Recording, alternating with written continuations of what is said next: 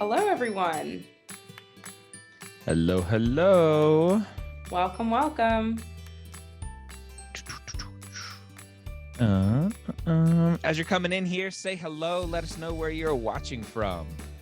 Yep. And while you're saying that in the chat, just make sure you change your chat settings to panelists and attendees so that everyone can say hi to each other and you're not just talking to me and Dr. Gray.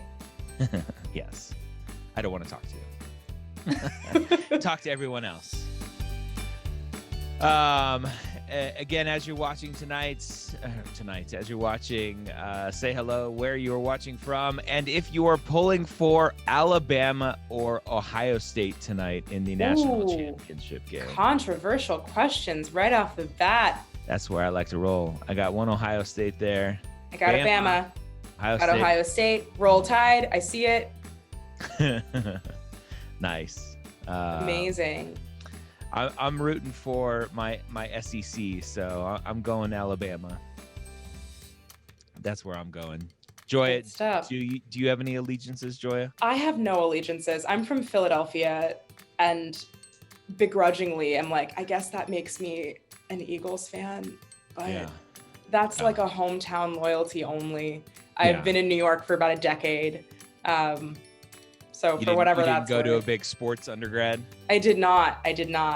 Yes, this session is being recorded and I don't hear an echo. Dr. Gray, do you hear an echo? I do not. Is the echo on Joya's side or on my side? Trying to see who asked that question. Marie. I don't hear it. No echo. Yeah, so maybe it's just one person. All right.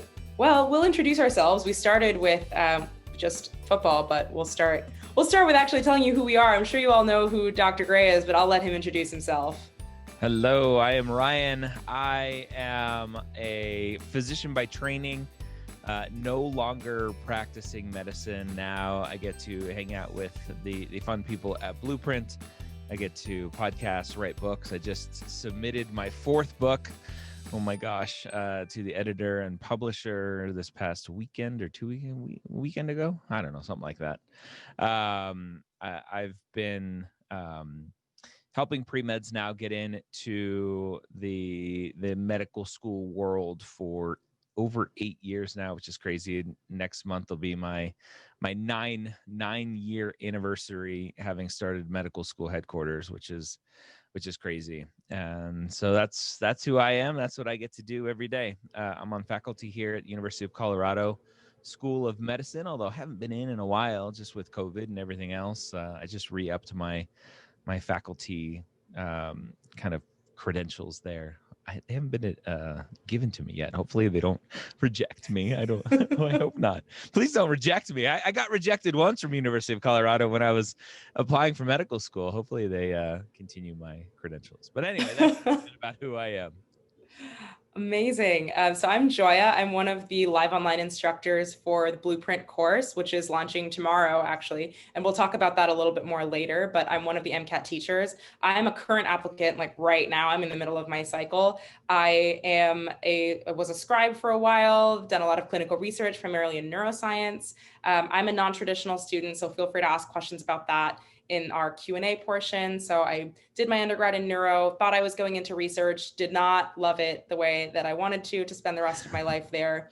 Did a bunch of soul searching, listened to a lot of podcasts, watched a lot of Dr. Gray's YouTube videos actually, and did a big switch. And so now I'm applying.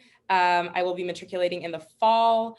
I also currently am one of the national directors of a COVID relief nonprofit called Med Supply Drive, which has been a fascinating experience in like public health, but also its structural breakdowns. I teach a class about health equity and structural oppression to high schoolers, which has been incredible. And I love my kids. And then of course I get to teach to adults kind of preparing for the MCAT. I'll also I saw a bunch of shout outs to the CARS podcast. I listened to Dr. Gray's podcasts during my MCAT prep. My entire MCAT prep journey was Blueprint materials, AAMC materials, and Dr. Gray's podcasts. So this is very much a dream come true. I've been listening to you talk and watching you do videos on the stuff that worried me the most and kind of approaching it from this angle is really amazing. So we're really glad to have Dr. Gray here. I'm really glad to have all 351 of you here watching and listening. So this is going to be super interactive. We're going to do a bunch of stuff, and we'll give you kind of an overview of what our agenda looks like. So we're going to start by talking about some top strategies and hearing some expert advice from Dr. Gray about how to use these strategies. Then we're actually going to do a passage together. We're going to read one together, do some questions. You guys will be able to ask questions about why the things are wrong, why they're right. We'll do the same thing with science, and then we'll have an open Q&A and some more info on the Blueprint course at the very end. So any thoughts on going into strategy and applied practice? Any like hot tips right off the top before we get into it? Oh, well, I think the biggest thing for me that I've learned over time doing the podcast with Blueprint is really to have a strategy. In life in general, the biggest kind of feedback that I've gotten and kind of knowledge that I've gained over time is the strategy of being intentional. I think too many students and humans go through life without any intention. And the same thing happens with MCAT prep as they go in and they read a passage, they answer the questions and go, oh, I didn't do well. Oh, I did do well. Okay, what's next? Right. And they don't look at improving. Right. I always talk about the GPS analogy of when you get in the car to go somewhere new for the first time, if you want to get there efficiently, then you plug in your GPS, you find out where you are starting from, where you are going, and the GPS tells you where to go. And too many students just jump in the car and start driving and just figure it out as they go. And so I think that's the biggest thing. I think strategies are difficult to paint with broad strokes because everyone is just a little bit different with how things resonate with them. But I think knowing that there are strategies and being intentional with trying to find the strategies that work well for you is being intentional and will help you improve, not just on the MCAT, but in life in general. Absolutely. I'm really glad that you mentioned that. I think a lot of times people say, oh, the MCAT is a pure knowledge test. Shouldn't I just be focusing all of my time on memorizing as much as humanly possible? And I'm glad we're on the same page here. We talk a lot about strategy. We're going to talk a lot about strategy, and those strategies are going to be important. That's exactly why we're going to try to ingrain them now early in your prep journey so that when test day comes, nerves aside, you're still able to hang on to it, right? The better you practice those strategies, the more frequently and consistently you do it, the more likely you are to remember them even under duress, even when you're on test day. And that's going to be a huge part of this. Just before we jump into the content portion, please just throw your questions that you'd like us to answer in the Q&A part, not just the chat, because they will get lost. And we will go through them during our Q&A portion. If you have immediate questions like during something that we're talking about, you can just throw them in the chat because we'll be answering those in real time. But bigger, longer questions like when should I start preparing? How should I do those things? We're going to address those at the end. So just feel free to stack them up in the Q&A portion and we'll be able to get to them then so we don't lose them all. So without further ado, we're going to jump into just some strategy and talking about what it means to read a CARS passage, what you should be thinking about.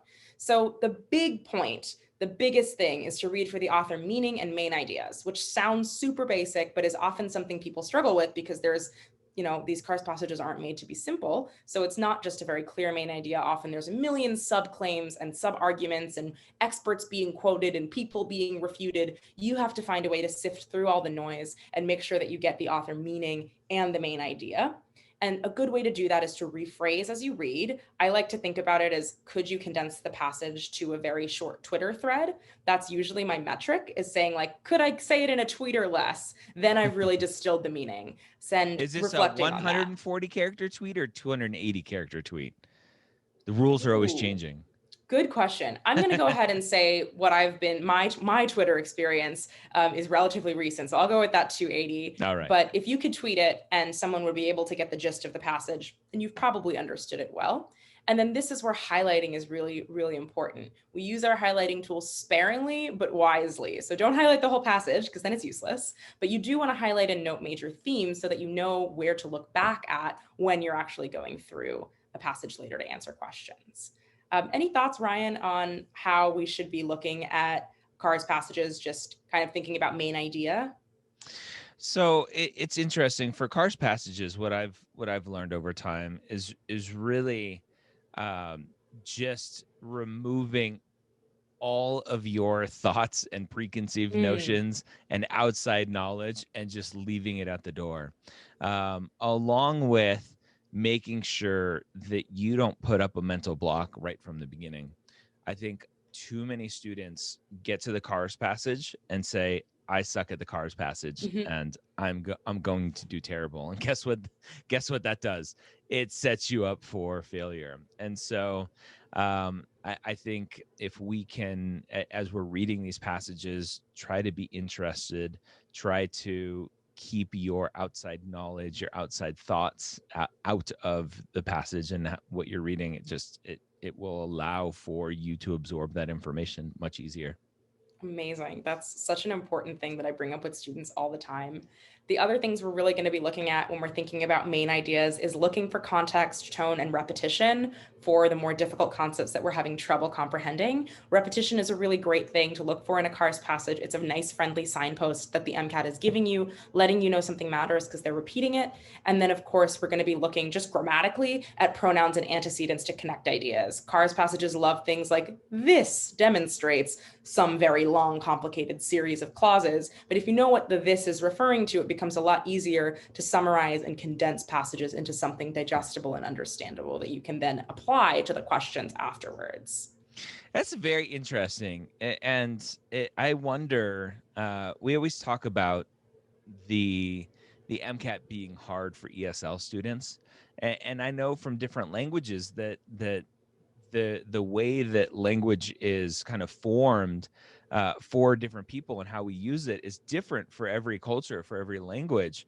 And so, for instance, like my brown friends, my Indian friends will say today morning. They won't say this Mhm. morning because this hasn't been defined. And so how can you say this morning if this hasn't been defined? So they say today morning because it's today.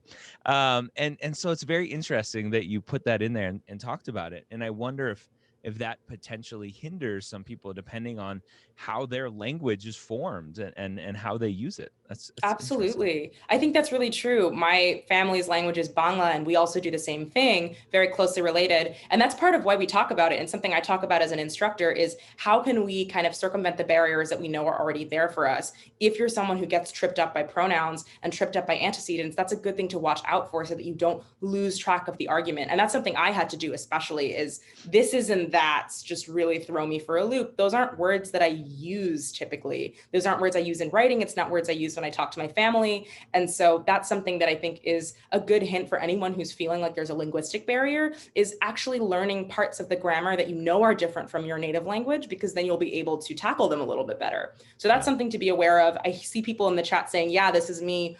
I'm glad you know that. That's so important, is to know where the things are that are challenging for you so you can pay extra attention to them. That's kind of your like spidey sense should go off when you see words that you know always trip you up, and make sure that we're paying a little extra attention to that.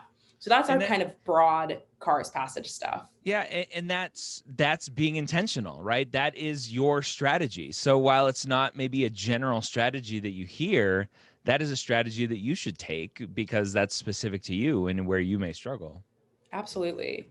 Now, the thing I hear the most complaints about is opinions in cars. I think Mhm. that's where a lot of students get really upset. They're like, but I don't know what the author thinks. These questions sound like they're asking me to be psychic. How do I answer a question like this? And so we're going to talk about some things that are good signposts, again, words to look for or types of words to look for to identify potential opinions.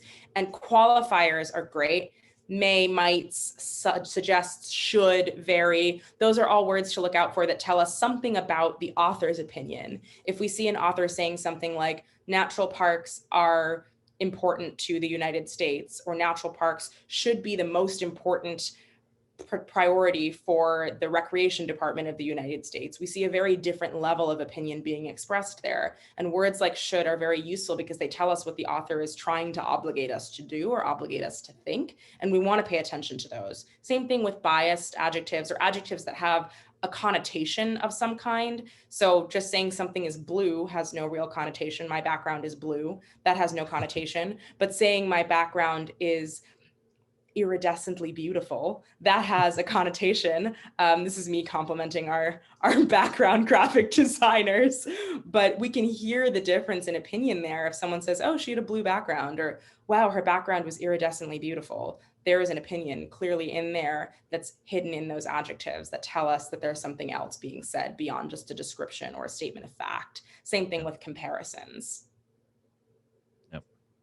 All right. And then, of course, once you find the opinion, you got to analyze it. So something important to do is figure out not just what the opinion is, but how it relates to the author or the passage as a whole. This becomes really useful in those questions like, what would this author say about insert hypothetical here based on their opinion in the passage, which means you have to understand the author's opinion in order to extrapolate and figure out what on earth they would do in another situation that you've never seen before. And then just like Dr. Gray said, leave your opinions at the door. You don't get to have an opinion in CARS. None of us do. The only opinion that matters when we're reading a CARS passage is the opinions of the people in it. So these are our just big talking points on arguments. So arguments are also going to be important. What are claims that our author is making and where can we find the evidence? This is something you'll hear us say often is just ground it in the text, find it in the text. Where is the evidence? So if you see a claim, and many authors in MCAT passages do make baseless claims that have no evidence, and you'll be asked to find those ones and distinguish between an argument that has evidence and an argument that doesn't. We'll also see a lot of sub-arguments that can kind of up the complexity of the claim, and you'll have to distinguish between them and which one is the main one. And so the questions to ask yourself are just, what's the author's goal? Why did this person write this passage? And why did they make this claim? What am I supposed to agree with at the end of this? And is the support convincing? If not, why? Is it present at all? And if you ask yourself those questions intentionally, you'll be able to navigate argument-based passages a little bit more confidently than if you just kind of walk in going, oh, I'll find out what's going on. Any thoughts on arguments? No, I think really, again, going back to strategy and intention is not passively getting through the passage as fast as possible and questioning yourself and the author at every stop, right? Every sentence, every paragraph going, what the heck did I just read? What was the author's goal? What am I supposed to take away from this? I think there is a lot of confusion around the fear of not finishing a section because of adding these extra things in, when in reality, the goal is to make you go faster, to not get to the end of the passage and go, what the heck did I just read? Let me read it again. All right. Or you get to the questions and go, well, I don't remember reading that in the question or in the passage. Let me go read the passage again to see if I can go find an answer. When you are more intentional going through the passages with a strategy that works well for you, then you will go faster in the end. Right. So it's a whole tortoise and hare thing. And like, it's a parable for a reason that everyone knows and everyone tells because it's so true. Absolutely. And that's something I get a question from a lot of students. Shouldn't I be like finishing my sections on time every time? And the answer is no. At the beginning, no. You need to go slow enough to practice these strategies properly. And over time, you'll build that speed, which brings me to my next slide, which is, but how do I do any of this? How do I make this happen? So our recommendation is practice 1 to 2 passages a day every day. CARS is one of those things that you should be doing every day because you need it every day. You're going to always need to be practicing your reading comprehension, and the skills you build in CARS will also be useful in your science passages, and we'll kind of see that parallel today.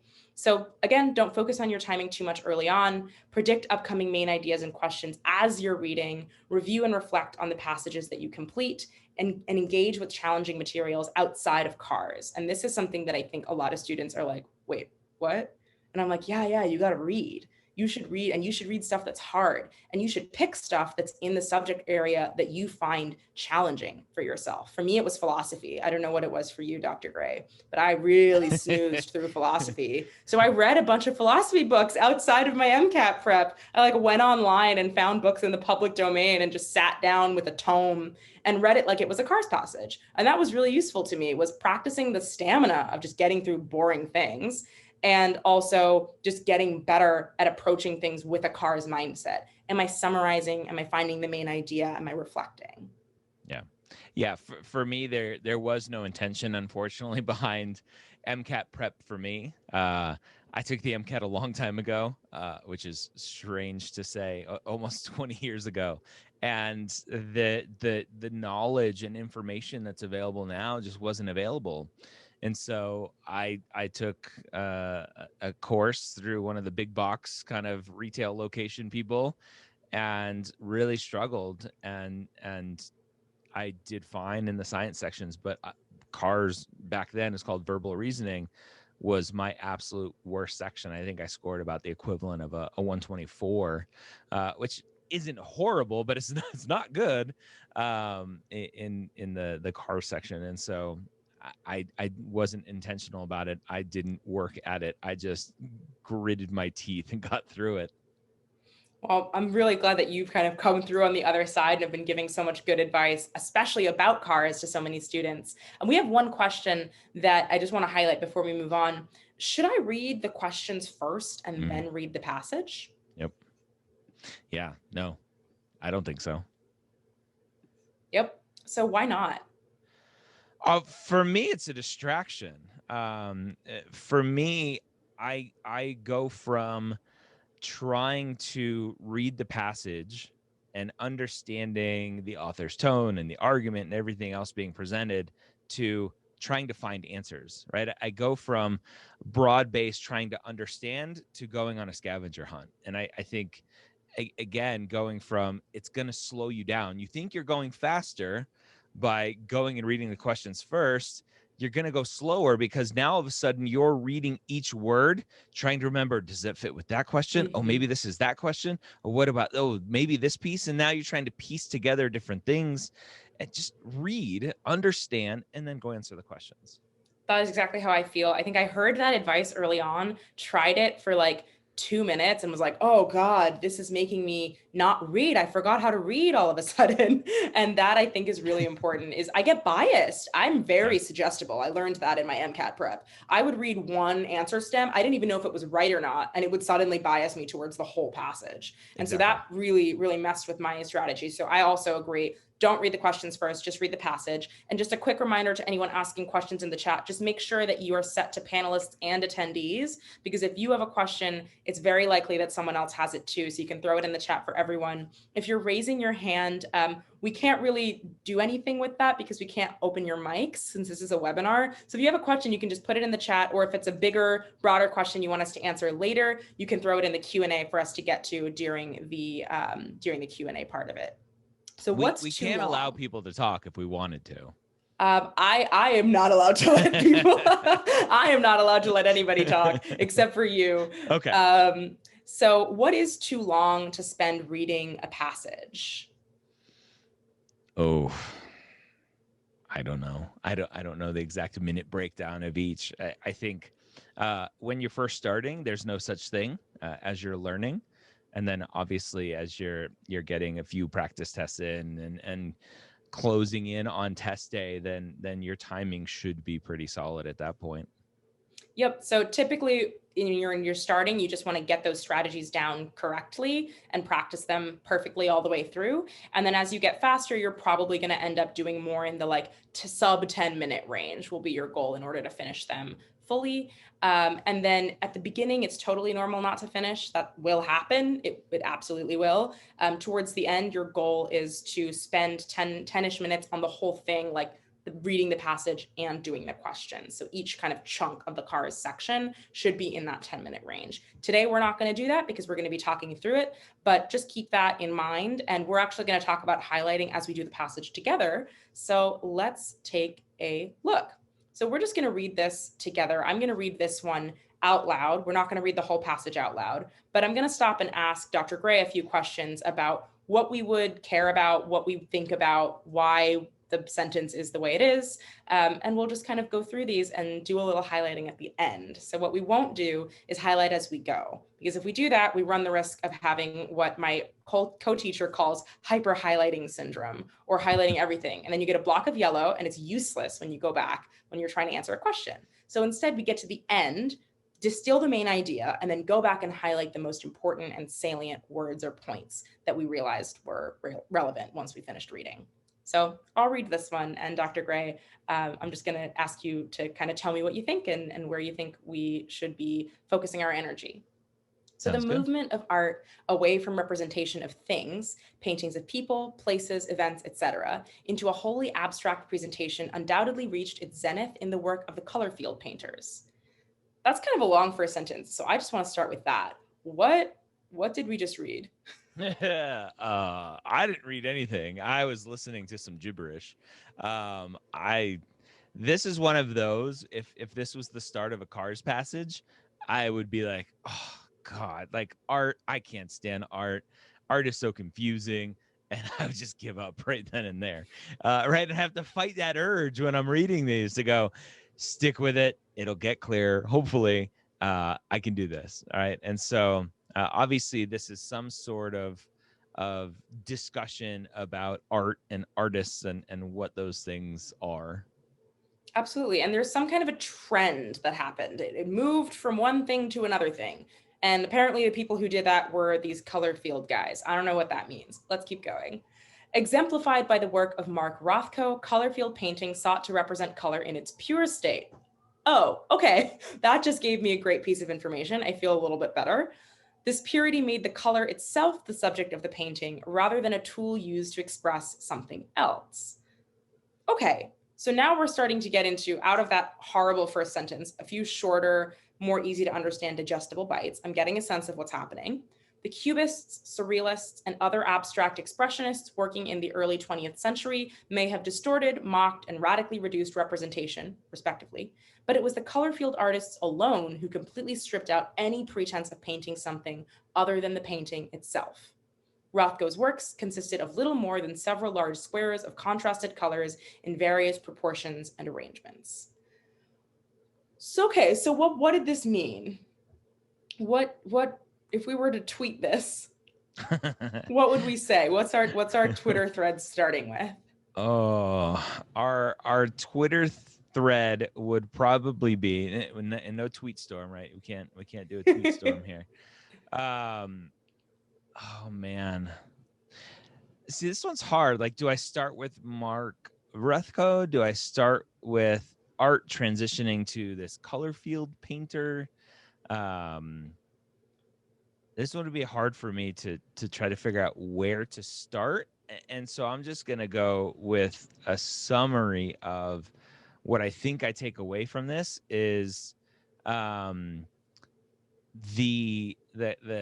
kind of art changing from things to color field, right? And not going to the abstract presentation, but going specifically to what they're talking about and going to the colored field painters, which are boxes of color. Amazing. So we got some good summaries in the chat, and you actually got me right what I was going to ask. So everyone on the chat, if you can throw in what your short summary would be, that'd be awesome. And in answer to everyone who's asking, yes, you'll get an email with the recording of this meeting.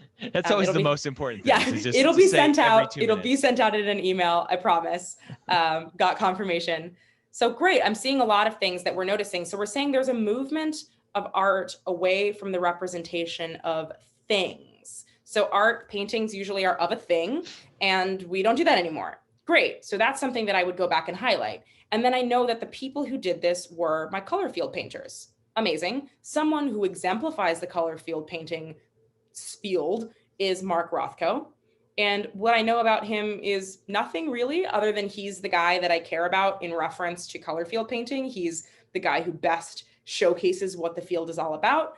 And color itself is the subject of the painting. Amazing. Then I see a bunch of examples, Cubists, Surrealists, other abstract expressionists. They did other stuff, but they're not the subject of my paragraph. These are examples. These are examples used to illustrate one of the main points, but the point is still color field painters just paint color. That's all they do. They didn't do what these other groups did, who maybe, distorted, mocked, or radically reduced representation. They didn't go as far as just stripping out any pretense of painting and just doing color itself. So these are my rather sparse highlights. I might note this word alone, the color field artists alone who completely stripped out any presence of painting something other than the painting itself. And that's a really great thing to do, is that when I look back at this passage, I'm like, all right, the main idea of this passage jumps out at me. In fact, if I were to read just the highlights, I would get a pretty good sense of what's going on here. The Yeah. movement of art away from the representation of things, color field painters, Mark Rothko, color itself the subject of the painting, color field artists alone who completely stripped out any pretense of painting something other than the painting itself. And that's a good test for yourself when you're highlighting. If the highlights alone give you a decent sense of what the passage is about, you're on a really good track.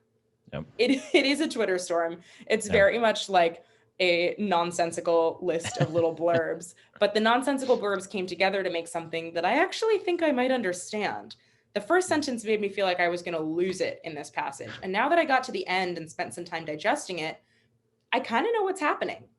Main ideas aren't necessarily found in the first passage, but they're often found, they're like the precursors to them or parts of them are found. You can usually get a sense of the topic, and over the rest of the passage, you'll be able to hone in on what the main idea is. This one gave us a really nice intro and just let us see what we're going to learn about. This is definitely what our topic is going to be. Mark Rothko and the color field painters. Yeah. So let me ask you a question. As you were reading it the first time, you didn't highlight, and you said, I would go back and highlight.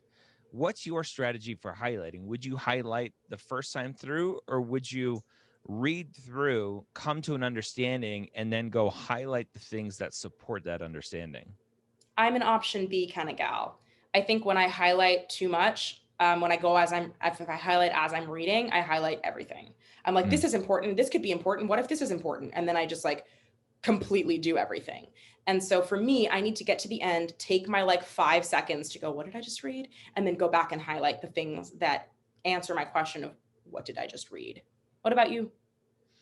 Yeah, I don't know. I'm not a fan of highlighting or doing anything really. I I think for me personally, and this is where like strategies don't work for everyone. For me personally, highlighting would distract me more than anything else. And I would rather take the information I have, come to my conclusion, and then get to the questions before I forget. So that's a really great example for everyone in the chat of how two different people have two different strategies.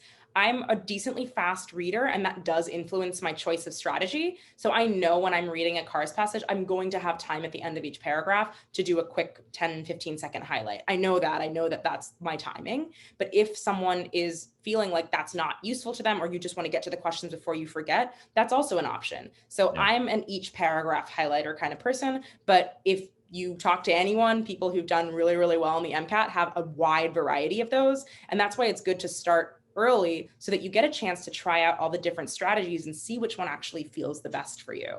And if you are a slow reader, which many people are, that's something to practice as well. The more you read and the more you practice reading for meaning, not just to see the words, the better it'll be and the faster you'll get. It's not going to be, this isn't a speed reading course. You're not going to magically become a much faster reader by orders of magnitude, but you will probably speed up a little bit as you get comfortable with these kinds of things. And we are going to do a bunch of questions after this passage. So don't worry about that. We will get to them. Yeah. So I am a slow reader. I am one of those people who was taught like I need to read every word.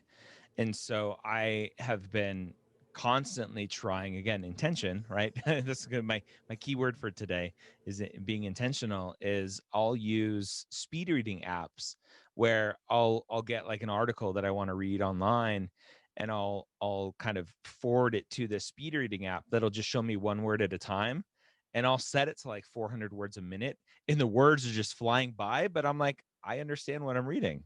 And it's like proving to me that I don't have to sit there, read each word, say each word aloud in my head, right? Aloud in my head, and read that way, because that's how I normally read. Is I'll read each word and say it in my head when I don't really need to. I just need to scan and trust that my eye is sucking it all in, and my brain is processing what I'm reading.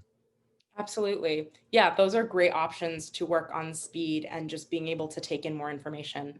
So let's go to the next one, and we'll just take a little bit of time to read this to ourselves. I'm not going to read it out loud this time, but I'll just give you guys about a minute, and then we'll start kind of talking through what we think the meaning of this was. And you guys can throw in the chat as you're reading what you think important things to highlight, if you were to highlight, would be.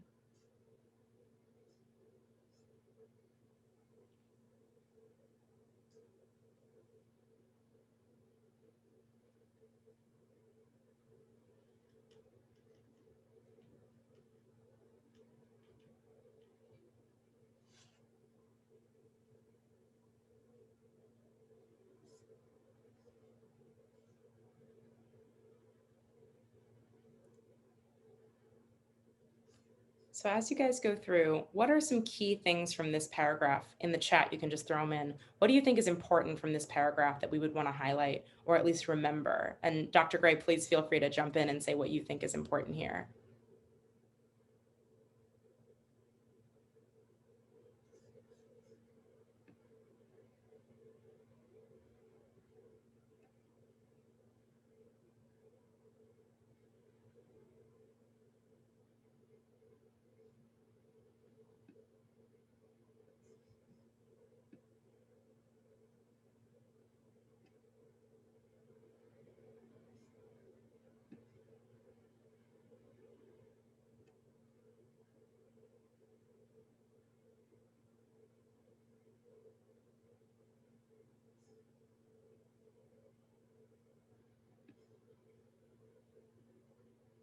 Wow. So I tried I tried this strategy of like, let me try to read it fast and take it in, and then I'm like, I don't remember anything. So it's really hard for me to read these. So for students out there struggling, like it's really hard for me to try to go fast and understand, because it doesn't work very well. I'm so glad that we have like both perspectives represented here. And I think I'm seeing a lot of people saying, what? But also a lot of people saying, okay, I understand what's happening. So great. We had one grammatical question I just want to address before we talk about the meaning. So the little hyphens or the dashes just are kind of offsetting this phrase. So those artists who did this, and indeed, to do blah, blah, blah, it's kind of like an aside. You can almost imagine a statement that's offset by two dashes as being in parentheses. And that's something that I actually did see a lot on the AMC materials as well. They do like the M dashes. That's a big thing. So think of them almost like a little parenthetical.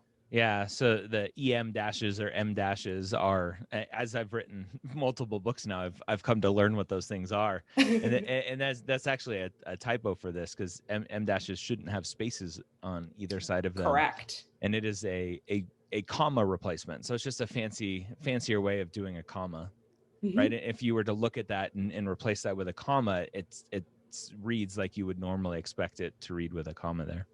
Absolutely. I'm also noticing a lot of people highlighting the last part of the paragraph saying, oh, the Japanese calligraphy thing and the Zen Buddhists and stuff. If I were reading this, I would probably just file those under examples and not highlight them. And that's something important when you're looking for the main idea. If there's tons and tons of examples or name dropping or things like that, those aren't telling you the main idea. They're just illustrating it or emphasizing it or giving a counterpoint to it. But the main idea is still not in those things. So the Zen Buddhists, the Japanese calligraphy paintings, and the Fauvists, these are just examples of how people have experimented with color in the past. And yeah, exactly. What stands out the most is that Rothko was the only one to do color as the subject. And on the other hand, it's definitely a transition word. So that's something that lets us know something else is coming. But absolutely remembering that examples and name dropping isn't necessarily going to give us the main idea. And that's what our focus is on as we're reading. One of the biggest things that I've come to learn from doing all the podcasts now and reading through passages, especially Carr's passages, is the main idea and examples. I almost it's almost completely obvious now when I'm reading these to switch from the author just told me something, and now they're supporting what they just told me with examples. And I think I know go a little bit faster through these examples because the MCAT likely isn't going to test me on where on a painting did the Japanese calligraphy artists reserve a splash of color, right? It's just like, that's not what they're testing here. Exactly, exactly. Awesome. So these are much shorter, but we still care about them. So we're going to do the same thing. Just throw your kind of key points in the chat. Whether you're a highlighter or not, you still should be taking note of the most important parts of a paragraph. So we'll read both of these, just take about a minute, and you can throw in the chat the things that you find the most important here, and then we'll highlight them.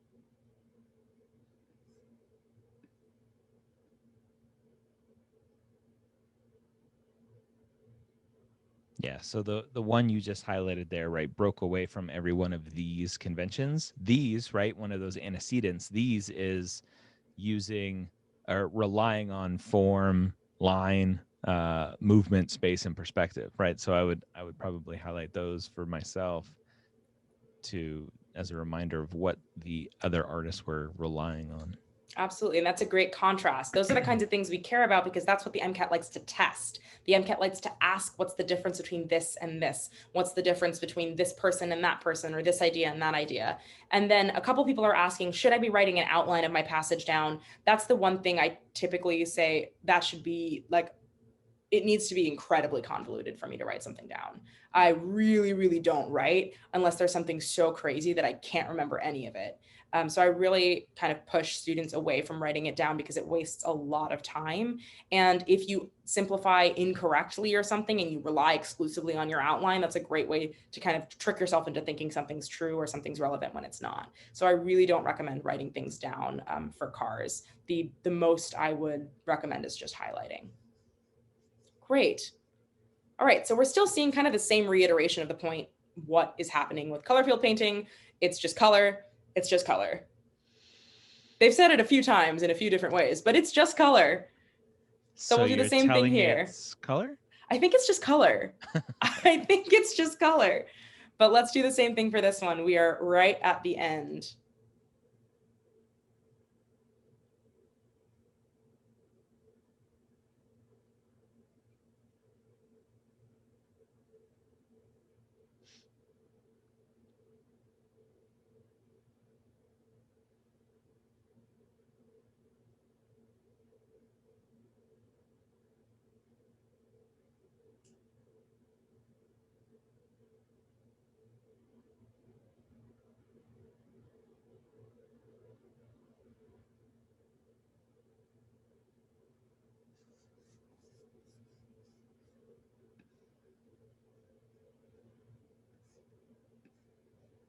Mm-hmm.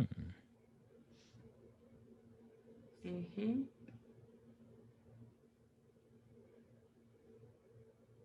Yep, this is another great example of giving a big, long example, but the core point is the same. He's fed up of saying it's just color. Instead, he told us it's just color and nobody gets it. It's just color and everybody is just not accepting that it's just color, and they keep trying to make it about something. Well, they're fitting this new and different thing into the kind of constructs that they already have on how to interpret art, and so they can't accept that it's just color and it must be something else because that's what art is. Yep, exactly. Everyone really just wants to interpret it in some way, whether they're just casual observers or the like well-educated fancy art critics. Everybody is failing. They are not listening to Rothko. He said, it's just color, guys. And they were like, no, but it's a lake. No, but it's a bird. No, but it's something. I can see these, pardon me, but pretentious people standing in front of the art arguing. Yes, for sure. I could totally see people saying, it's like, it can't just be color. It can't just be a square. It's got to be it's the human condition. Duh. Jeeves, can't you see? It reminds me, I feel like it's either a meme or a video that went around a long time ago of an English class over analyzing a piece of writing to death, and the author in the back going, it was just a fish. Like, it was just a story about a fish. It wasn't that deep. Yeah. So that's our theme here. And for those of you asking, what do I do if I don't know what a word means? You're going to use your context clues, the words around the words you care about. Most of the time, it's okay if you don't know every single word in the passage. If it comes up and becomes one of those detail questions, then you'll have to go back and think about it more deeply. But in general, use context clues, kind of look at what you know and try to figure out what you don't. So without further ado, we are going to answer our first question. So what is the author's main point in the passage? And Dr. Gray, can you tell me how you would approach a question like this? Oh, so talking about strategy, I think a strategy that everyone should use is rephrase the question, right? This one's pretty straightforward, right? It's not like one that I have to really guess what are they asking. They're like, what's the point, right? Why did I read what I just read? And hopefully at the end of you reading the passage, you've asked yourself these questions before you get to the question so that you can quickly answer this. Absolutely. So what is your prediction? Class, what's your prediction? Before we jump in with the answer, what's your prediction? Yeah.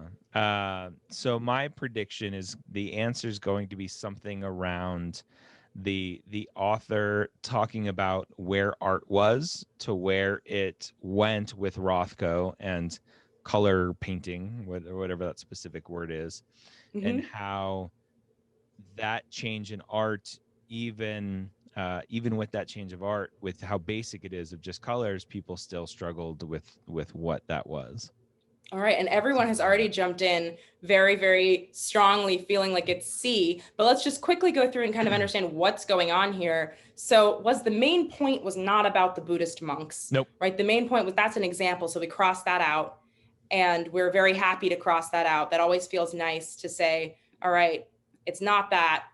A lot of people highlighted the great word that I love, extreme. B is too extreme. The word impossible for any human, that's like way too much. The author suggested that people are really bad at that, but it didn't say anything as extreme as never, nothing, impossible. And we do advise you to just like look out for those extreme wordings. They are often too far.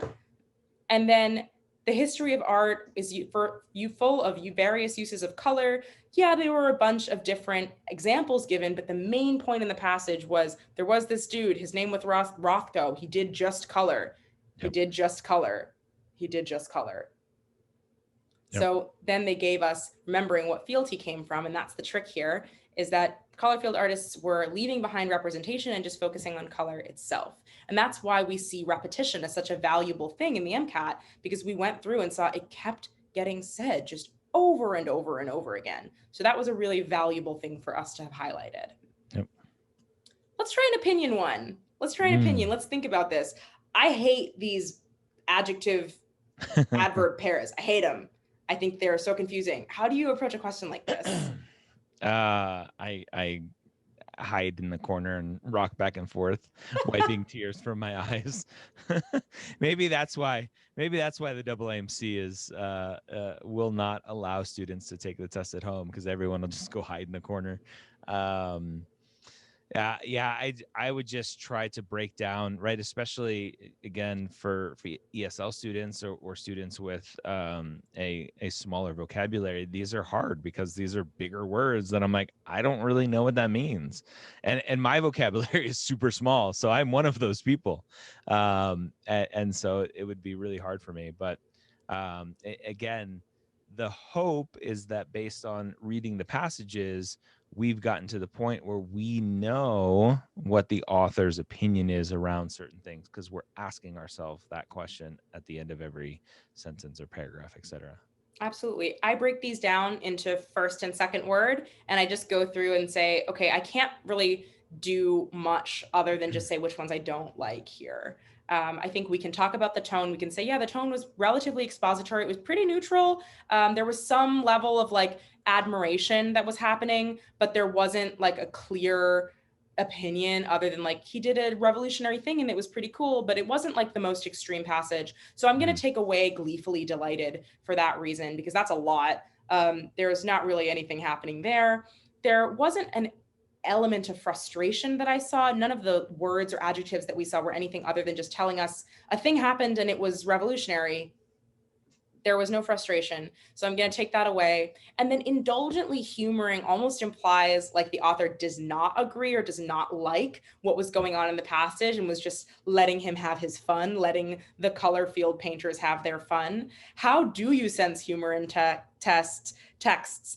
So humor as like funniness is relatively rare. The MCAT's not trying to be that funny. But what you'll see sometimes is authors using sarcasm and authors using types of, I wish they would just write LOL after their statements. They don't, but you will often see humor show up in the form of sarcasm or in the form of like poking fun at someone whose point they're refuting.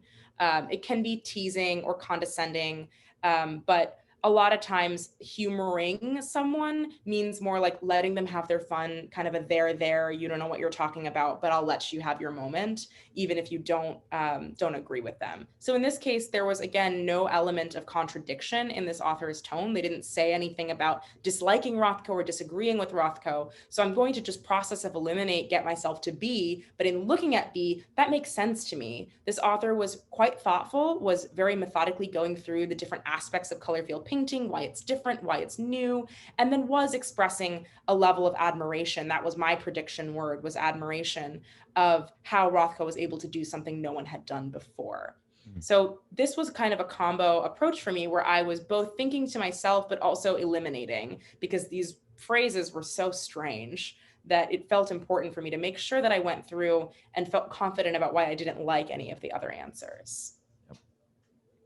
How much should that be a quote unquote strategy of I know the answer to I need to figure out what the answer is by figuring out which ones aren't the answer?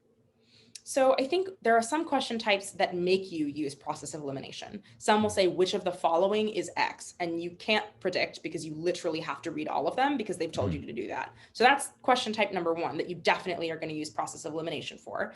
And then for a lot of other questions, I am someone who will go to my first answer based on my prediction, but I like to do at least a cursory glance over the rest of them to make sure I'm not missing something. What about you? Yeah, I think it just depends on how confident I am in an answer or in a question and finding the answer to, and if I'm not confident, then I'm eliminating instead. Absolutely. All right. So we're going to go on to our last question of this passage, and then we're going to move into some science. So let's take a look at this question and just think, what is it even asking us? Can anyone rephrase the question before we answer it? What is this question asking us to do?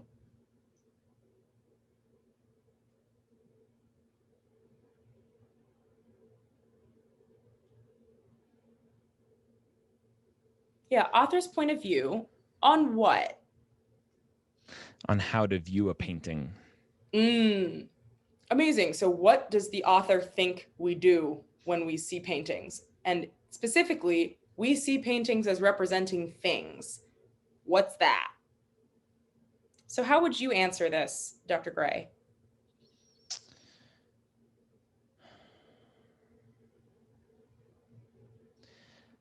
Oh, I don't know.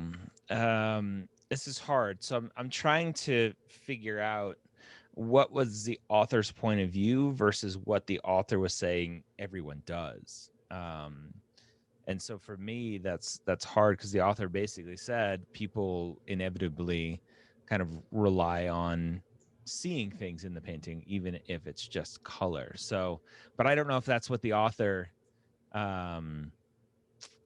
thinks or not, but I don't know. Yeah, I don't know.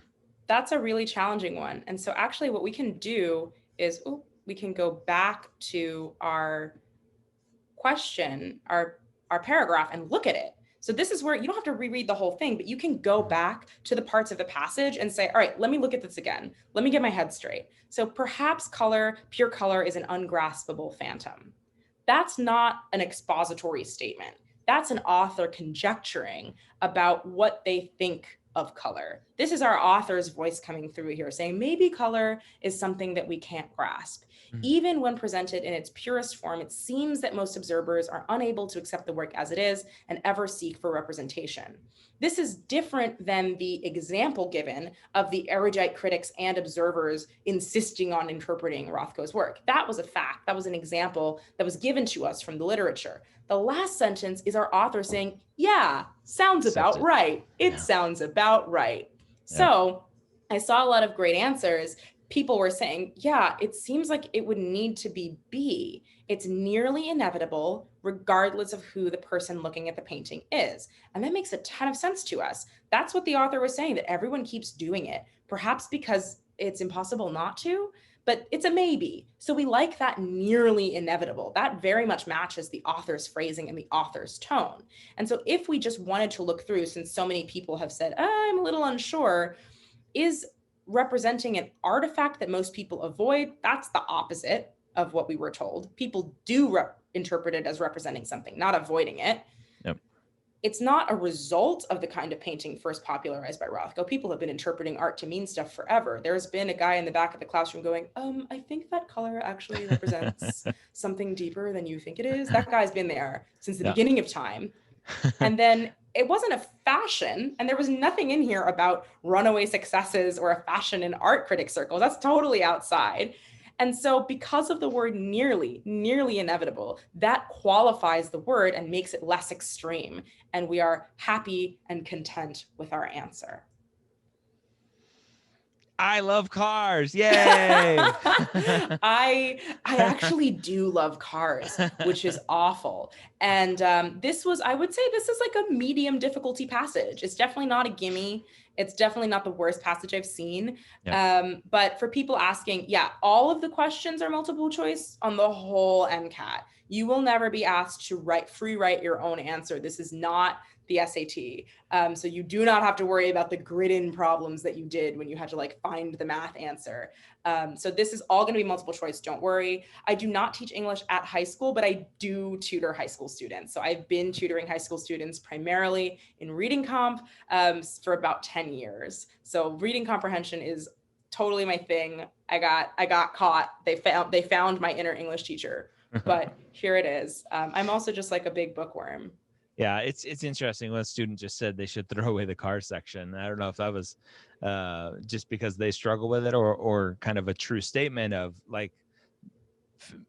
being in medicine, being a physician is science based. Why do we have to do cars?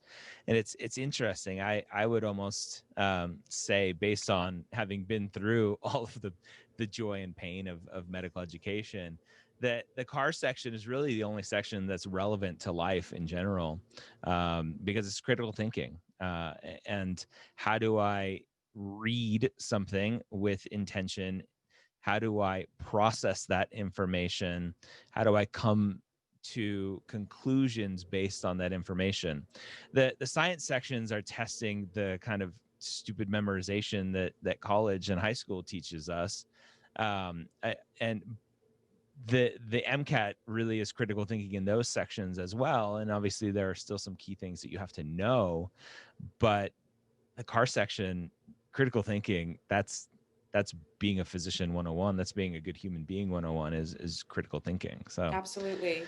Yeah, I would throw out everything except the car section and just pray to God that I can read faster than I can read now.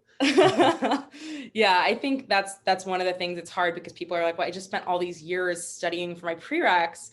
Why do I have to do this horrible thing that's all like art history stuff? Why am I doing this? And as much as I also do despise some of the trick questions and all the traps and things, I think it's a really important thing to be able to identify opinions and main ideas. And I find myself using techniques that I honed during my MCAT practice when I'm reading scientific papers now. And that's extremely helpful. I read papers constantly. I'm always trying to select and then also distill down to a high school level current research on COVID and health disparities, so I can explain them to a class of 25 high schoolers over Zoom. And if I can't do these skills, then I'm useless at my job. And the same thing will happen when I'm a physician. If I can't summarize the literature on a treatment and explain to a patient with no medical background what's going on, why the medicine is useful, why I want them to take it, then I'm really losing out on a chance to build rapport. So it's a really valuable skill, but it does totally suck. And the only way to get better at it is to do it. And do practice, do cars passages, read books, read boring articles, find the thing that makes your eyes glaze over the most and just hammer away at it until it no longer does that. Yeah. Use your cars. The problem with human nature, though, is that we find comfort in things we are good at. And so for someone who is not good at the car section, they're going to focus in on the section that they are good at and where they do get good scores and where they do get the 100 out of 100 on their Q bank. And so we need to go to the uncomfortable position of not doing well to get better.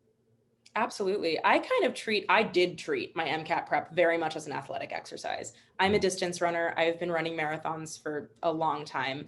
And I'm one of those like nutty people who's like, but I want to make it harder. Like I'm going to run with weights today. I'm going to go up a hill. Like it's nuts. And then you are a rare breed of, I like cars and I like to torture my body. I like to torture my body, but it was a really useful thing for me to take into account because I found myself falling into this pattern of like avoiding stuff that I was bad at. And I was like, that's not me. I'm someone who seeks out challenges all the time on purpose. What's going on?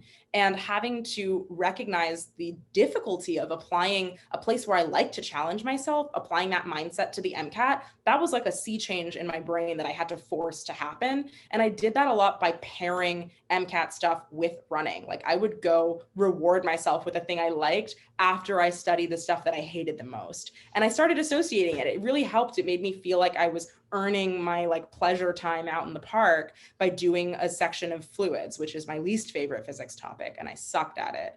And so that's how I did it. And if there are things that you can kind of find to motivate yourself, whatever your thing is, get that beautiful reward set up at the end of doing the hard thing, and it does become a little easier. Some people, I know one of my friends does the gummy bear technique when she has to do a long reading where she puts a gummy bear on every passage, and every time she reads through the passage she gets to eat the gummy bear, and that's her favorite way of getting through it. But I think you bring up such an important point that if we avoid the things that we're not good at or the things that challenge us, we're never going to get any better. And we'll see a disparity in our score as well. You'll see that show up if you don't do the practice. Yep. So that was a really wonderful cars passage. In the interest of time, we're just going to jump into science because I know that's really something that a lot of people are curious about. So a technique that's a little different for science than it is for cars is the idea of taking questions. And what this means is when you're reading or when you're watching a video or a module or something, write your own kind of fill in the blank question where the answer to the question is the fact that you just learned. So if you just learned that glycine is an achiral amino acid, for example, instead of writing glycine is an achiral amino acid, you might write down which amino acid is achiral or which amino acid is the only achiral amino acid. And then on the back or somewhere else, you write glycine. And so you try to make your own questions and think from the perspective of a question. And that's a really great way to keep your mind engaged when you're watching longer videos or reading longer passages. And I definitely used that a lot to keep myself from glazing over on the topics that I didn't like. Do you have any kind of best science strategies or how to study science, Dr. Gray? Well, I mean, I have a very old school thought of the best way to study for the science sections is to do well in your core classes starting freshman year, and really bring that in.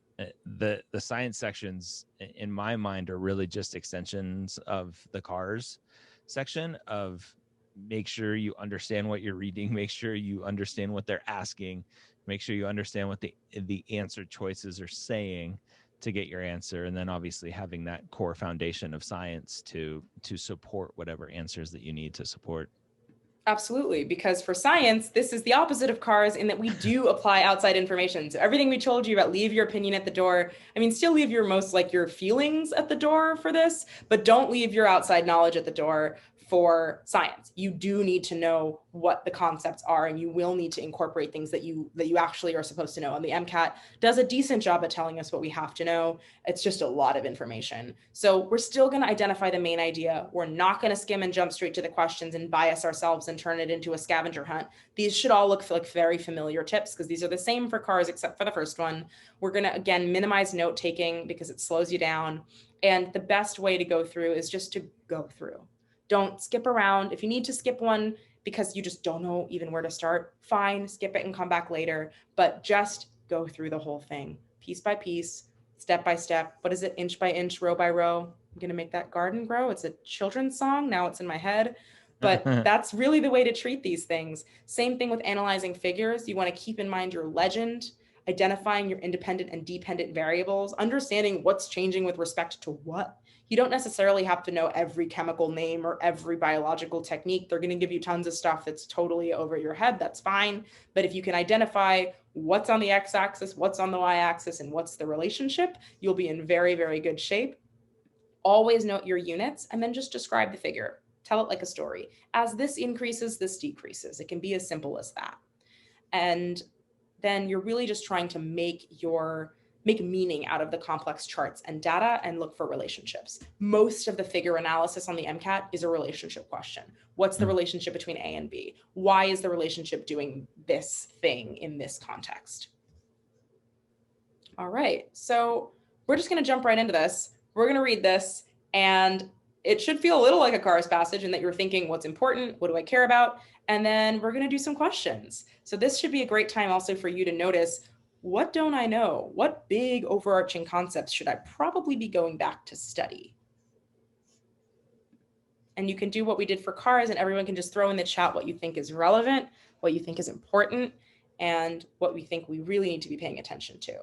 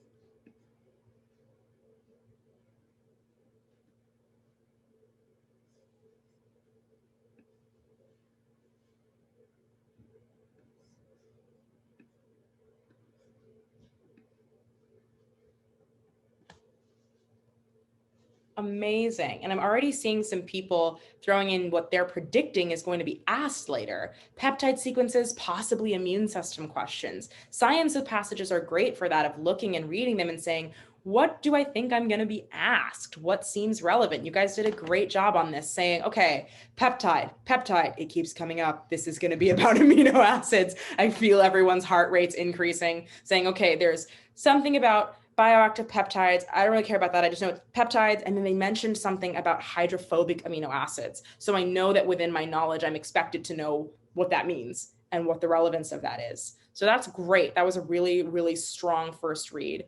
And so we're going to take a look at the only other part of this passage. This is a very, very short one, which is going to be a table. So this is our table. This is just some examples of peptides purified from fish skin. And this also should be a hint to all of you that you need to know the abbreviations of amino acids. You need to know all the different names. You need to know their 3-letter and their 1-letter and their full name. And you should know what category they fall into. If I could gift any one thing to MCAT students, it would be full knowledge of amino acids. That is, I think, one of the biggest things. If you know them strongly, that gives you just so much freedom and so much less stress on the MCAT. What did you think of this passage, Dr. Gray?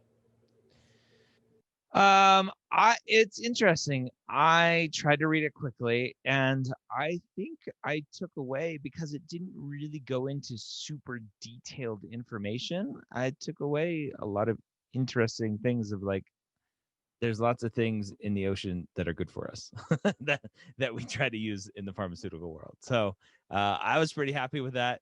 Obviously, there's going to be some questions that are going to be hard, and it's going to be about amino acids and peptides and all that kind of fun stuff. So I'm gonna save my fear for when I start to read the questions. Absolutely. And then a couple people asked, do you always have passages, or are sometimes questions going to have something that you just have to have all the info yourself? And the answer is you're going to get both. You're going to get passages, which are passage-based questions. Then you're going to have discrete questions, which are just straight up knowledge. They're going to be one-offs. They're not going to relate to any other questions. And then pseudo-discrete questions, which are questions that like relate to the passage or say that they relate to the passage, but actually it's kind of like a discrete, you just need to know the thing. So something that's just like which amino acid is insert letter here based on the passage is not actually based on the passage. It's just your amino acid knowledge, but since they mentioned it, they might say based on the passage. So pseudo discretes are just discretes in disguise where they say it's from the passage, but it's not really. Yeah. And that's just for the science sections. The cars is all passage based. Yes, cars is all passage based. So let's look at this. Based on the passage, which of the following fish skin peptide sequences would best contribute to antioxidant activity? So how do we approach this question? And Dr. Gray, maybe you can take us through your thought process. What do I have to do to answer this question? I have to have studied in a while. So when I'm looking at a question like this, the thing comes down to rephrasing the question, right? Which of the following fish skin peptide sequences would best contribute to antioxidant activity? So I would have to go back and go, okay, what would the question is asking, what would be a good antioxidant? And then I would have to rephrase that. Well, what the heck is a good antioxidant? And I think to be a good antioxidant, you have to reduce things, I think. Yeah. So this is actually, they gave us, this is one of those really good tricks where they make it sound like you need to know what antioxidants are, but actually in the passage, they told us that it's the high content of hydrophobic amino acids that contributes to antioxidant activity. So in this passage, and this is where it's really useful to go back to the passage if you're feeling like I don't remember what's going on, or I'm feeling like I don't know what I'm being asked. But here we were told that the high content of hydrophobic amino acids contributes to antioxidant activity and the angiotensin converting enzyme, blah, blah, blah, blah, blah. I don't care about that. I just care about that first part. It told me that I just need to know which ones are hydrophobic. So then I need to go and sit and think, oh God, which of these are hydrophobic? Yeah. Don't ask me. I don't know. So I see answers coming in hot, which is awesome. So these are the only ones that entirely consist of hydrophobic amino acids. Everyone's amazing. So we've got A, but if you didn't know this one, that's okay. Just make sure that your amino acid alphabet is high on your list of priorities. That is something that is pure memorization. That is something that you just got to know. You just got to know them. And yes, isoleucine is definitely a giveaway. I think a lot of people will have the one that kind of triggers their mind to know what's what. I have a various kind of little memory devices. I like made a whole song about them. I was walking around singing my amino acid song in my apartment. I moved like right after my MCAT. And so I bet my neighbors were really happy that like the crazy girl singing amino acid songs was gone. But whatever it is that you need to do it. Mnemonics, quizzes, flashcards, but this is like such a high yield one that this is a good example of a pseudo discrete question. So I think the students want to hear a live performance of the amino acid song. Oh my God, I actually don't know if I have, if I'm allowed to, because it was a cover of a copyrighted song. So likely excuse. But I'll tell you what, actually, I'll give you a cute anecdote, which is in the live online class. I had mentioned that I am a singer. That is something that I did a lot of as a child. And then I also did a cappella in college and got permission to sing during the live online class, but I had to run it past my manager first. So there's your like, if you want to hear me sing, come to live online. You never know when it'll happen, but it is great if you're someone who is like a musician or something. Use the things that you like, use the things that you have at your disposal to make yourself mnemonics. I see, I see the great, I'm not going to say it out loud on this webinar, but I see a great mnemonic, a good kind of reminder list, an acronym. And yeah, whatever works for you is a good thing to know. But you see here that this passage gave us like this tiny hint about what contributed to antioxidant activity that prevented us from needing to go deeper into our extended knowledge. We just needed to use one sentence from the passage and then a little bit of our abbreviation knowledge to be able to figure those out together. So this is a good example of a pseudo-discrete. All right, this is our Lineweaver-Burke plot, which maybe is a yikes for some people, maybe is not, but this is again a pseudo-discrete, which is asking us to understand something from the passage in the context of a Lineweaver-Burke plot. So if you don't know what that is, this is going to become a challenging question, but I see both a big yikes and an enzyme inhibition. So let's walk through how we would approach a question like this. So the first thing that I would do here is just figure out, what am I being asked? So some of you have already figured out the answer, which is fantastic. Some of you have not. Some of you are scared. So let's just rephrase the question first. What is it asking? What am I being asked? Before we jump with the answer, can someone say it as a question that makes sense? Not me. I want to hear from the students. I mean, I'm going to let the students answer this one because I think this is really easy for me. That's always the correct answer.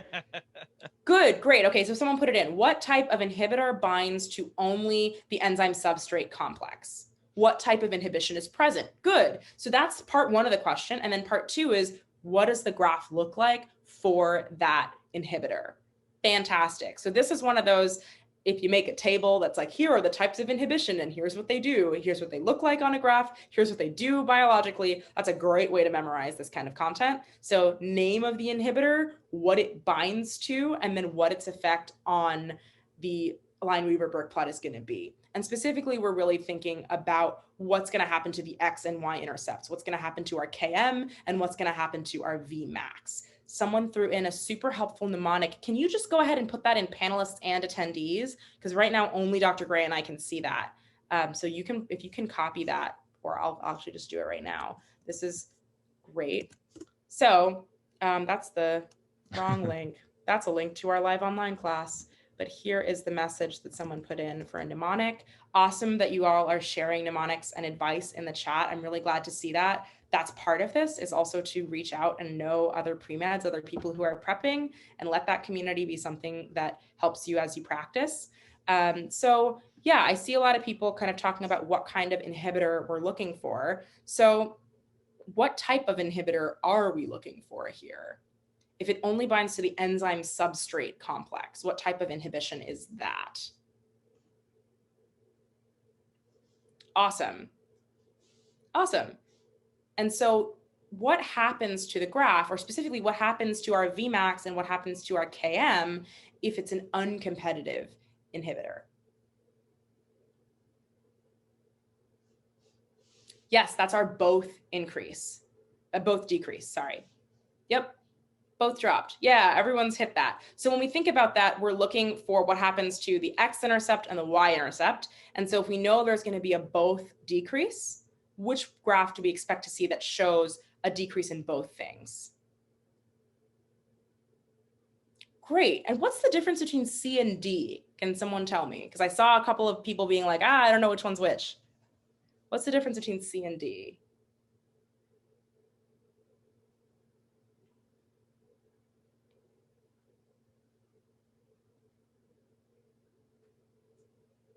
Amazing. Amazing job. So everyone noticed that D actually shows an increase, and the MCAT loves grayscale images, which is my pet peeve actually, is when I was taking my Blueprint prep materials, when I was taking my AAMC prep materials, I was like, why are these images so hard to see? Like, it would be really nice if they could make things a little bit broader and a little bit brighter so that I could see them. But that's something to be very careful with when you're looking at a figure, even if it's a multiple choice figure like this, always look at your legend. The legend is what really gives away this question. It tells us which one is with the inhibitor and which one's without the inhibitor, so we can tell which line is corresponding to which thing. So that's super important. Lineweaver-Burke plots are another, if you can't tell, we picked these on purpose, some really high yield concepts to get thrown into our science concept review. But this is something that also is a combination of memorization and application. So you do need to know all the enzyme inhibitor types. You need to know everything about them, But more importantly than just knowing them off the top of your head is you need to know how to identify when you're being asked about them in a question. So this question didn't ask what happens to Vmax with an uncompetitive inhibitor. That's not what it asked directly, but that is what you need to know in order to answer it. You had to figure out that the question was talking about an uncompetitive inhibitor. Then you had to say what the uncompetitive inhibitors effects would be so that you can identify what the change on the graph should be. So that's super, super important. And I highly recommend that if you're someone who's really early in your prep and you don't know these concepts yet, start kind of making a list of the things you know you want to go over and the things you know you've got to memorize so that you can have them on deck, have study sheets or flashcards or whatever your methodology is, so that you can use them and feel confident with these types of questions. So that was fantastic. Do you have any last thoughts on science, Dr. Gray? Oh, my last thoughts on science are kind of my thoughts in general for the MCAT. At least the mistakes that I see students make is they'll get to questions like this and they'll go, I don't know enough of the content. I need to go study more content and stop doing questions. And I think that couldn't be further from the truth. Again, going back to my original thought that doing well on the science section comes from having that solid foundation of science courses, doing well in those core science courses. But I think a lot of students will go and they'll study all the stuff and they'll know all the stuff inside and out, but then they can't apply it to how the MCAT is asking it. And so going through, making sure that you're doing full length exams, making sure that you're reviewing your full length exams and using the review to guide your next steps to find where you are deficient in content and study in that way. Absolutely. That's exactly what I did is I would take full lengths and then do my review, and I would use what I got wrong on that review or what I was really shaky on to plan like my next week of content review. And that was a really helpful way, either full length or like a question block, for me to see like where I was actually struggling, where I just felt not confident, but sometimes knew more than I thought I did. And that was a really nice way to not get ahead of myself in scheduling too far out. Like I didn't make 6 months work of day-to-day schedules, but I would do it on a week by week or sometimes a bi-weekly basis so that I was using my review of my full lengths or my review of my question banks to be able to see what I needed to study for next time. So this is great. We're going to jump into our open Q&A now. So we have a lot of questions, Dr. Gray. So we're going to be asking a lot. So a question that came up like 7 or 8 times is, but when do I start doing questions and when do I implement the AAMC question bank and the full lengths from there? Yeah, I think the general advice is 3 to 4 months, right? And most students study 3 to 4 months, but I think it comes down to each individual student's particular schedule and what other responsibilities they have around family, around work, around classes. Some students are able to study the MCAT full time with no classes, no work, no other responsibilities. And that obviously doesn't work for everyone, especially if you're a non-traditional student who has a family. So I think you need to, number one, set a date. I think too many students won't set a date until they're comfortable with the MCAT, and that basically means you'll never set a date because nobody's ever comfortable with the MCAT.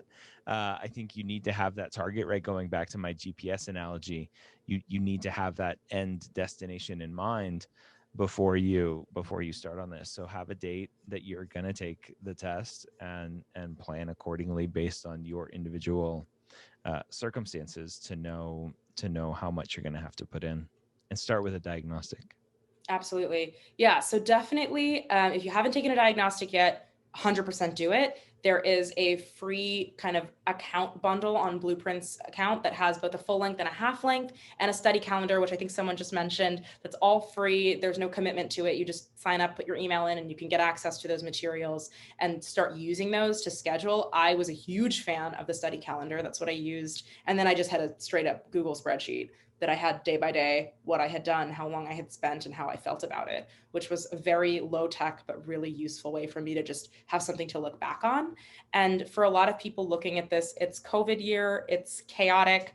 I had my MCAT canceled 3 times. I thought I was going to test in March. I tested in July. So I was definitely scrambling, trying to figure out what scheduling looked like. I know there's going to be a lot of that this year as well. People are already saying, I don't know when I can schedule. My best advice for finding a date is to literally follow the AAMC MCAT account on Twitter.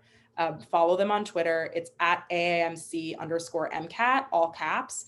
And they post a lot of really up-to-date information about cancellations there, sometimes before they email you. So that's a really good thing to do to stay up to date.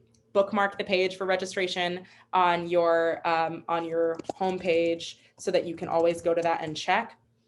And that's a really good way to make sure that you get a date when you need a date. And something else is just to be a little flexible this year. I know that's really hard to hear. It was very infuriating for me. I kept feeling like I was ready and then it would get canceled. But because we know this is a chaotic cycle, it is important to take the time to say, okay, let me have my backup plans. Let me have my other materials for my application prepped early, because it's potentially possible that I might end up with a later test date than I wanted. So make sure that you have contingency plans there. But other than that, just kind of keep refreshing, keep looking. Most things should be available next month. Absolutely. So that's kind of those things. We have some questions here about when to start taking practice tests. Should I learn all the content first and then do practice exams, or what should I do?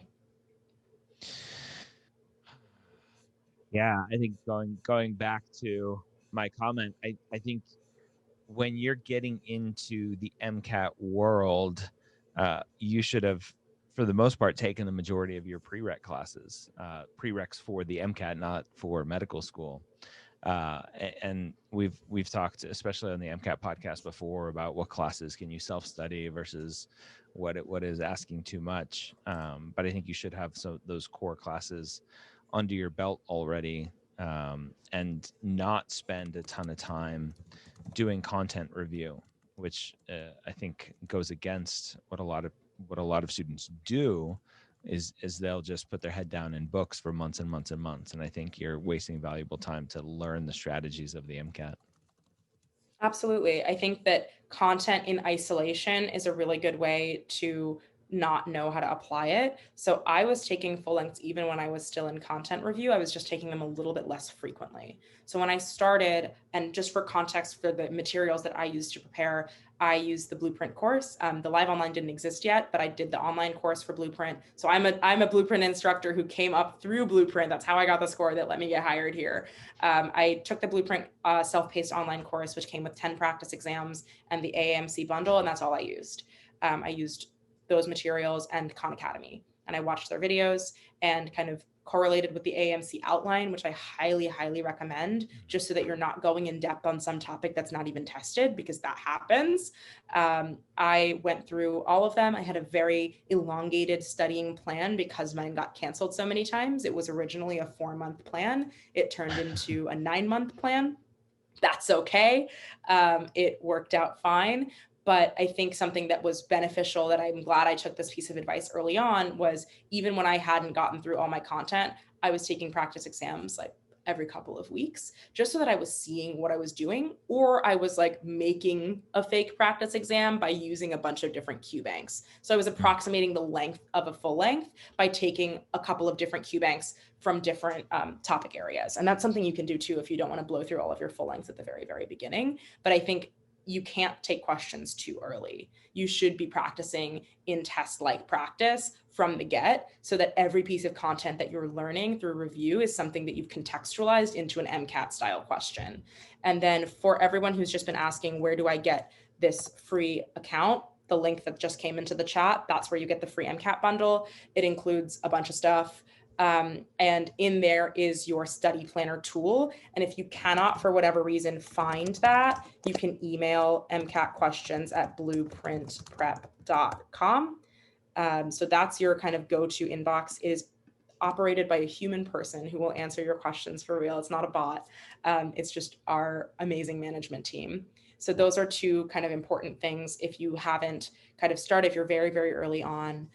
If people, there have got a lot of questions here that I think both of us can speak to, Dr. Gray, about what if I've been out of school or I'm a non-traditional student and I've been away from this stuff for a long time? I did well in my prereqs maybe, but it's been 5 years. What do I do? Yeah, at some point the question comes, should you go back and do your prereqs again? Depending on the medical school, there's no such thing for the most part that prereqs expire for medical school applications, but the information expires in your head. And so how much do you need to go back and take classes? I think that's going to be an individual answer. I talked to a physical therapist last year who had been like out practicing for like 19 years and decided she wanted to go to medical school. Didn't go back, take any classes. She took the MCAT, applied to medical school, got in. And so it's going to be dependent on you and your individual skills and knowledge and commitment to do well on the MCAT with or without those classes. Absolutely. And I was a non-traditional student. I had been out of school for a few years. I did a post-bac because there are actually a couple of schools, and you should double check on your list. Some schools prefer, it's not required, but they prefer your prereqs to be within 5 years. And so that was something that I realized I had expired a few of my prereqs. And I was like, well, I also don't remember biochemistry, so I should probably go back and do that. And I did, but I had not taken organic chemistry when I took the MCAT. I had only taken half of Orgo 1 and was like in the middle of it because my classes got a little bit pushed back due to COVID. And so that was something that I had to do a lot of intensive self-study for. If I had the option, I don't know that I would do that again. I don't know that I would do that again if I had the option, because I think having the coursework is such an important foundation, but it's also possible. And so that is definitely something that if you know that you need to do it, if you don't have the ability to go back and take classes, if you just can't do that and all you have right now is to take the MCAT, then you can do it. It just means that you have to, in your own mind and study schedule, a little bit of extra time for that self-teaching or for that review of foundations if you just know that you don't have them. Couple of logistical questions I'll just answer quickly. The MCAT for 2021 is back to the full length version. It's not the shortened version anymore, but it will be offered twice. So there'll be that like very, very early morning slot and then the midday end slot. So just be aware of that. It is the full length test again, which I don't know what that means. I took the shortened one, but it will be, unless something else crazy happens, it will continue to be the full length question, the full length test. Something crazy like COVID still going I wild? mean, knocking on all the things that may or may not be wood. This is terrible furniture, but I really hope that we don't see what happened this past summer happen again. The tests are in person. There is no indication that they will ever go online. So that's something to be aware of. Something else important that I do want to throw out let's clarify that. They are online in person. Yes, they're on a computer, but you have to go to a building with other people to do them. So you cannot take them from your own home. You just have to go to a testing center to take them. So for those of you who are asking, is it digital? Like, yes, it's digital, but you still have to go to a place. Big important thing. You have to go to a place and use their crappy computers. Yes. Their crappy air conditioning and heating and noise and construction next door. Yep. Are you describing my test day? Because that was describing everybody's, because it's the same everywhere. It's ridiculous. It is ridiculous. That also brings me to an important point. If you are a student who gets testing accommodations, even if you don't have a date yet, start chasing down that process now. Yes. It is absolutely, and it's unfair. And I'm the first to say it. It's an inaccessible test. But if you're a student who knows that you're going to be using test accommodations, start that process now. Have all of your documentation in order. Make sure you do that as early as possible. Be prepared to have the money to pay for new testing because the AAMC is ridiculous and probably breaks ADA laws for everything that they ask. But. Definitely breaks ADA laws. But that being said, I just want to make sure that students who need accommodations are aware of the fact that the timing is different and it's going to take longer, and you should absolutely be prepared for that. We'll answer one last question before we wrap up, just because I have to end on time, which is that you can submit your application to medical school while waiting for your MCAT scores. I did that. What I would recommend is not submitting to all of your schools at the same time. Submit to one so that your application starts the verification process. And then once you've got your MCAT scores and your app is complete, you can go back and add as many schools as you want. And that was a really good tip that someone gave me so that I wasn't just waiting in purgatory, because that was really annoying to be waiting. So pick one school, a school that maybe has publicly said that they're going to hold apps until they get their MCAT scores, and not look at them yet. They'll just like keep you in the queue. Look for those schools, put that one down, and then you can kind of let that happen. If you want to make your account now, you absolutely can. You don't have to submit right now, but you have to make sure you create your AAMC account for the cycle that you're planning on applying for. So don't accidentally create an application for this cycle because it's already midway through. Yeah. All right. So in our literally last 60 seconds, I will say this important thing, which is our online prep class is now live online. It's not just self-paced. You can come and see human people talking to you about the problems, doing a lot of what we did today, not just tips on strategy and content, but we always take a half hour in the middle to answer questions like this. We talk about getting classes done and prereqs and application and being non-trad and all of that. And right now, if you sign up, there is a $400 discount that's going on until the end of the month on the course. That is a terrible picture of me and my other instructor, Armin. There are always 2 instructors in every class. So that's something that is unique, and you can schedule and reschedule whenever you want, which is huge for the many numbers of you in this group who said you're non-traditional students. So if you know you need that flexibility and you know you want that personalized attention and the ability to talk to real people about what's going on, not just with the MCAT, but with your application schedule, definitely take this class. The flexibility is just that you have unlimited reschedules. You can reschedule a class whenever you need to. There are always a bunch going on simultaneously. So definitely check it out. You guys were awesome. Thank you so much, Dr. Gray. You get access based on how long you sign up for. It's 6 months is the basic, but there are a bunch of other packages that you can purchase that go on 9 months, a year, etc. And big difference between the classes and the one-on-one is that one is a class with a 20-something students in it as well, and the other is one-on-one tutoring where it's just you and one person. So any last words, Dr. Gray? Trust yourself, be intentional, have fun, good luck. You'll all be doctors. I'm really excited to see the names that I saw today pop up one day when I'm reading some amazing paper or presenting at a conference. We're all gonna make it. I say this from the thick of it, from the trenches of the application cycle. It can be done, it will be done. You guys are amazing, and keep the faith in yourself, and when you're lagging in that faith, find faith in other people. Well said. All right, take care everyone. Bye. Bye.